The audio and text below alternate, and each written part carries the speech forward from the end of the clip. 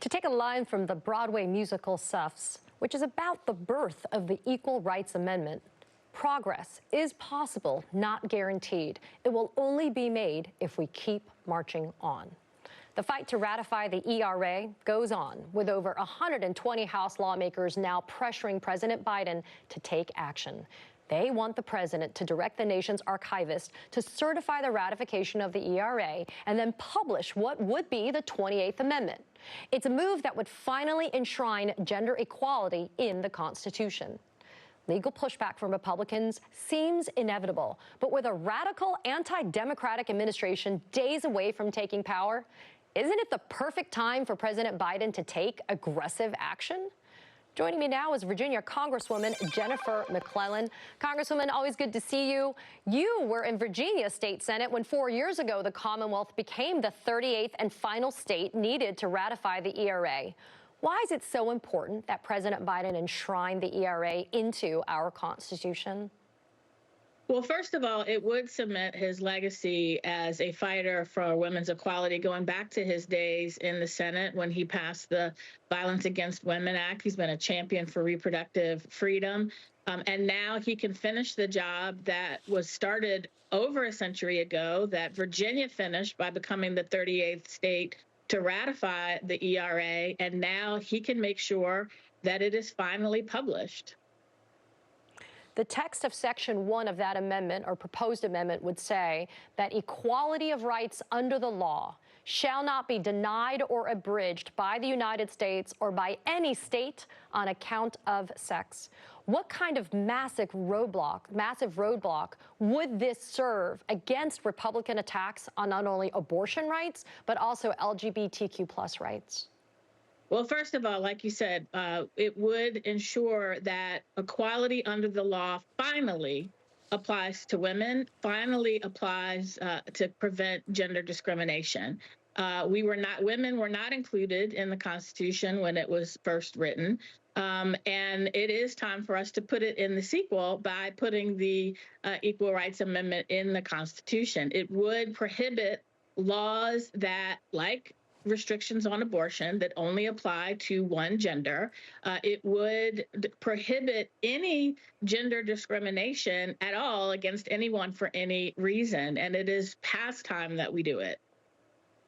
So there are critics that we have to acknowledge that are saying that this amendment would face legal pushback and fail because enough states didn't ratify it in time to meet a congressionally mandated deadline. But that criticism is based on an Office of Legal Counsel opinion. And people like Senator Kirsten Gillibrand are saying, you know what, it's okay to go ahead and do this, President Biden. Your thoughts on the criticism that is being kind of flung towards you guys trying to get this ERA enshrined?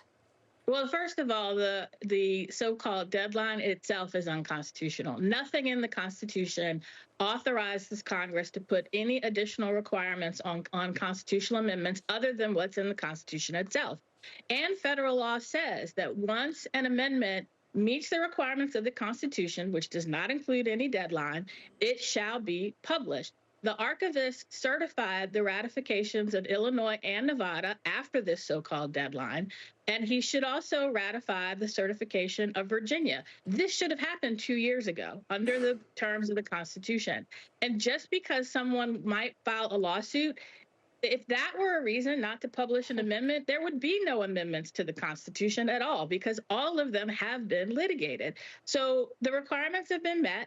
The states have done their job. The people have spoken. It is time for the president to cement his legacy and order that the ERA be published as the 28th Amendment. I'm glad, Congresswoman, you bring up the fact that the people have spoken. There's a 2022 Pew Research Center poll. It found that 78% of Americans believe that the ERA should be a part of the United States Constitution. What kind of broad support are you seeing and you hearing being a part of the caucus, because you're co-chairing the caucus, to be able to get this into the 28th Amendment? I see broad support. I see across party lines, gender lines, generational lines. You know, when I led the fight in Virginia, it was part of a multi-generational coalition of women doing it. And what we found then was a lot of people thought the ERA was already the law, and we're like, they couldn't fathom the fact that it wasn't. And that's why it is so popular, is because people believe that you should not have discrimination on the basis of sex. It is past time that we pay attention to what Abigail Adams said to her husband when he went to the Constitutional Convention, and remember the ladies and give us equality under the law and make we, the people of this government, apply to everybody. I love that. Remember the ladies. Well, you guys are loud, and we're hearing you. So, Virginia Congresswoman Jennifer McClellan, thanks for your advocacy. Thanks for being here, and Happy New Year. It's nice to see you. Thank you.